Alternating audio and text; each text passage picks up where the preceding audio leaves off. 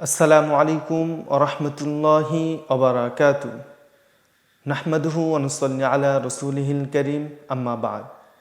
প্রিয় দিনী ভাই ও বোনেরা, এই মাসটা চলতেছে রমজান মাস। রমজান মাস, এই মাসে অনেক ইবাদত রয়েছে। আজকে আমরা জানব রোজার ফজিলত সম্পর্কে এবং রমজান মাসের ফজিলত সম্পর্কে ইনশাআল্লাহ। এই মাসের কেমন ফজিলত হাদিস শরীফের মধ্যে বর্ণিত হয়েছে। ওয়ান আবি হুরাইরাতা রাদিয়াল্লাহু তাআলা আনহু قال قال رسول الله صلى الله عليه وسلم من صام إيمانا واحتسابا غفر له ما تقدم من ذنبه।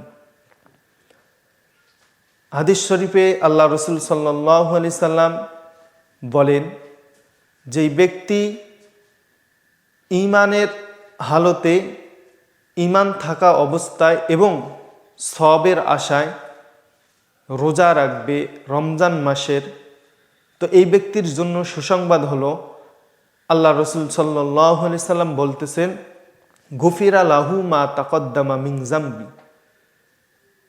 এই বান্দার পিছনের সমস্ত গুনাহ আল্লাহ তাআলা মাফ করে দিবেন। সুবহানাল্লাহি ওয়া বিহামদিহি।